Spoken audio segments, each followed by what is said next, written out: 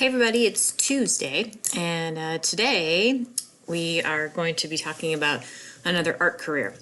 So what I have on today's post is about comic book artists, which you might be saying to yourself, well, those are drawers, and I'm not a drawer. I signed up for VAT or design. I know. But I do want you to see how comic book artists also kind of work in the digital realm and how much they use the tools that we would have been using in VAT. Also, today's National Look Up at the Sky Day, and though the day is supposed to be to kind of admire the beauty of the sky, you think comic books, you think superheroes, and you think Superman, and it's a bird, it's a plane, all that. So anyway, what I have on today's post is for you to look up my information, read, listen, all that, and today I'm going to have you actually add into a Padlet, so we're going to talk about that in just a second. So comic book artists came across my radar because I was thinking of digital art careers for you guys, and we've all encountered comic books in some capacity.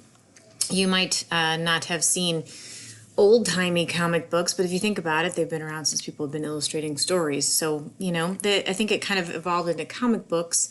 Some people say Japan, some people say Europe. A couple hundred years ago. This one is in particular from 1867, so not that long ago. But, see how it's in the panels? See how it's kind of stop action? It zooms in. There's some humor to it. There's text underneath the images, which connects to digital art, adding the text in. How do you portray something so that the audience understands it? So there's some graphic design in there as well. And of course, most of us, we think about comic books, we think about superheroes. So obviously the 1930s and 40s, this became a big deal. The superhero kind of concept became real big in the 40s, and then there's Marvel, of course, which is probably where we all have the most connection. But comic books have evolved in storyline. This link here takes you to a list of 25 best comic books and graphic novels from a couple years ago. So if this is something you're into, you like graphic novels or comic books, maybe you find something in here you haven't seen. Otherwise, I like to look at it just because the art is so different. It's not the same aesthetic as the superhero art all the time, or, that sort of Japan animation sort of style, anime style. Sometimes it is, but there's a lot of different personalities to these graphic novels now, and a lot of different aesthetics, and I think that's pretty cool that the art has evolved and the consumption of the art has evolved, so it's not all the same, which speaks to artists. That means artists can have... My boyfriend's a bear. That's interesting. That means artists can really come at their work from a different voice, and it appeals to different people, which I think is cool. So it's not just for superhero fans, although, of course, that's still a big part of comics. What I found for you is this artist. His name's Rob Marzullo. He's got a YouTube channel where he goes over a lot of, how he does what he does. He teaches classes. But this is a little tour of his studio. You don't have to watch the whole thing, but, do notice what kind of technology equipment he has in there and how he works. He talks about Apple versus PC. He talks about his tablets. It's just kind of interesting. And then here's oh my gosh, why do I always blank on the name? It's a sped up. This is where if we were in the classroom, you guys would tell me what it's called. Why am I blanking?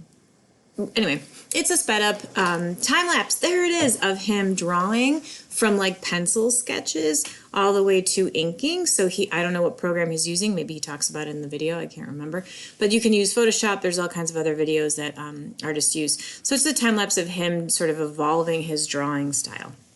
So what I have for you today, instead of answering questions about comics, I thought we would move to a Padlet today, just for something different. So in the Padlet, oops, let me close that, you'll see this best comics ever. I'd like you to add an image of your favorite comic or comic book character. So this can be from a traditional comic, or even I'm okay with the movies based on comics if you want to.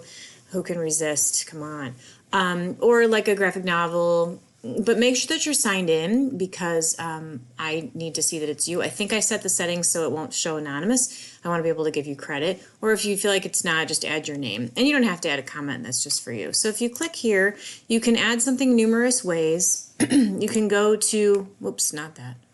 Whoops.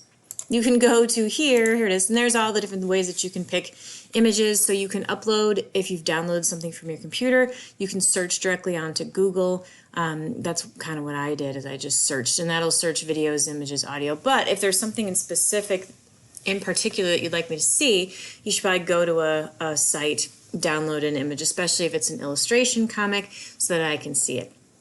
And that's all it is. I just want to see what you guys read. I mean, I remember reading the Archie comics when I was like 10 years old, because you could get them in the checkout line at Jewel.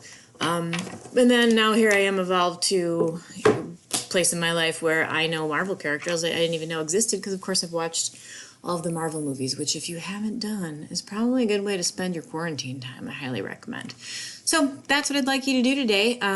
Remember, this is due by 11:59 tonight, so that I can check it in the morning and make sure that you've signed in for credit for the day.